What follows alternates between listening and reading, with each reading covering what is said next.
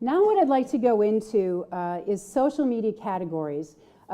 Just to give you an idea of how we use it within our Masters of Distance Education and e-learning program at UMUC in Oldenburg. Jane Brindley and I are putting together some work on social media and using it within the classroom. And we, based on the work from Kaplan and Heinlein, we came up with these 5 different categories of social media and how they apply within, how we can use them within our courses. Now the course that we used is the Foundations course for Distance Education and e-learning, and this is the first course for the students within the graduate program. They have to learn a lot of things. They got to learn about the history of distance education, the principles, the background. So there's really, you know, they've got to learn there's a lot of knowledge there. But in addition to that, there's a huge amount of skills that they need to learn because they need to be able to be successful in their graduate process. And so what Jane and I did is when we redesigned this course using a Heutagogical approach was to really think about what kind of outcomes do we want to have. You know, what kind of skills do our learners need to have, not just in terms of within our course, but in the program as a whole. So what we did is we had the knowledge aspect and then we had the skills aspect. And so we built on these using a Heutagogy approach. And we did this first by assessing their level of learner autonomy. There's a questionnaire at the start of the course where we get that information from them, where they are in terms of their familiarity with social media, with online learning, with the field, and then we have them also do some collaborative work together. So there's certain elements of Heutagogy that are built into this. They also make a lot of decisions for themselves, which is interesting to see because some students, again, we have that dive or thrive kind of principle where there are students that say, I have no idea. Tell me what I need to do. Tell me. I don't know what I need to do. And then there are other students that just completely go with it. And it's really scaffolding that process for them so that they can move from pedagogy, andragogy to Heutagogy. So what are the ways that we do this? Well, we use collaborative projects, which are basically learners working together to create new information, to collaborate. And we use a lot of different tools. We let them choose the tool that they want to use, that they're most familiar with. This is also a wonderful opportunity for them to learn from each other because we'll have students that come in and say, oh, I know Google Docs, or I've used Dropbox, and other students won't know, and they'll learn from each other, which is also a key theme of Heutagogy. This is an example that we use within our course, and I don't want you to read this, it's just a visual. It's basically, we have them create a grid, and it's to track their learning process as they move through the course. We've split up the history of distance education along 3 different eras. And what we want them to do is we want them to look at the different dimensions that have influenced the development of distance education over time. They will add to each of these dimensions as they go together, so they're collaborating together. And not only that, it's an object that they can then take with them as they move through their studies. And it also, what's also really kind of cool is they can interact here on the sides. They can make comments and interact with each other, which is really, really a great thing if you're learning at a distance because you don't have a student council room where you can go and meet with each other and really, talk about what's going on in class. So another social media category, individual showcase projects. And these are things where you're actually showing your work in a virtual environment. Things like PBWorks and WordPress are examples. This is an example here, the Heutagogy Community of Practice, which I hope everyone looks up in the net and joins us there as we discuss Heutagogy, and also e-portfolios. And this is an example of an e-portfolio that one of our first-year students has put together, which is basically it's going to track his development over time while he's in the program. And not only does it document what he's learned that he can then show to his future employers that they can then assess, what can he do? He can really showcase his talents and his abilities here. We also have an element of reflection built into it where they have to do learning journals, which look at how they learn, what they've learned. The focus there is more on how than what, but in the reflective process they usually start with what and then move to the how later. So it gives them an opportunity to really think about how it is that they learn and what the best way is that they learn.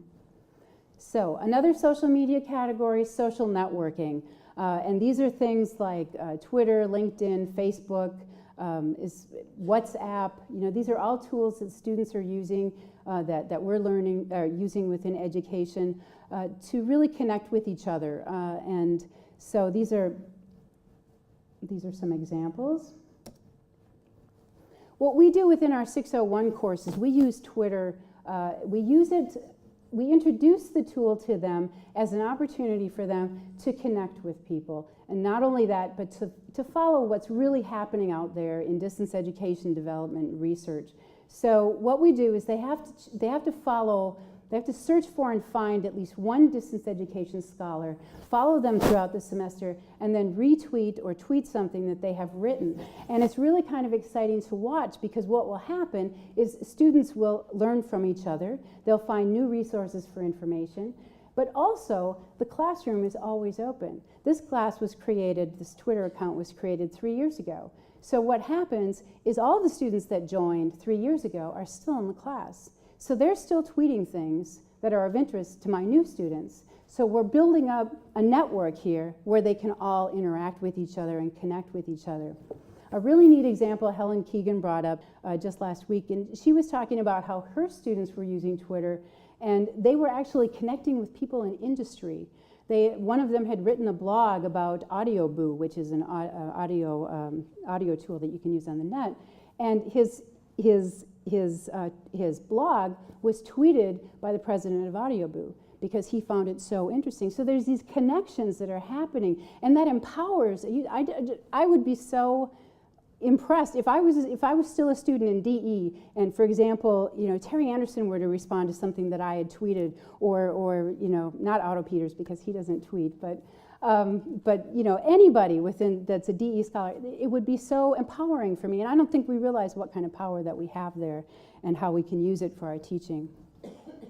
Another social media category that Jane and I defined was the content information sharing communities. And these are things where you share knowledge and information. YouTube is a good example. Evernote is also a good example. SlideShare. All of these slides are available in SlideShare. So if you search for me, if you just search for Blaschke, you should be able to find it. So these are all examples of information sharing. So the example that we use in the way that we apply it within our 601 course is we have students share information. They have to research an article, write a critical annotation of it, and then they need to post it to Diigo, which is an information sharing site. And so what we've got is we've got students that are sharing what they've done in their research on different topics which are related to the course with each other. And so they can read what other students have found in their research and then use it as necessary for future essays or projects that they're working on. So this is a really great opportunity for them to network with each other and to actually learn from each other. And these skills that are showing up at the bottom, just to say a word about that, most of these skills Jane and I pulled together from different sources. A key source was Mark Prensky, his work on digital immigrants and digital natives, and to pull in what kind of skills that students can learn through these different types of categories of tools. Yeah. So basically, within this particular information sharing social media category, you would learn these kinds of skills. So we don't do virtual games and social worlds within the 601 course because I think our students would completely rebel. It would be too much for them. They're already really loaded with a lot of social media tools that they're exposed to. And by exposed, I mean that they become familiar with them, they become competent using them, but they aren't really starting to use them in their practice yet. They're starting to build their own personal learning environment, and we're exposing them to different ways of using these tools in order to become better DE practitioners and researchers within the field. So this is an example of virtual game social worlds. This is up and coming, and this is an example of something that my son put together because he uses virtual game worlds, and he has used them he built a church with his friend Max. They collaborate with each other, and then he also built his own little city in Minecraft.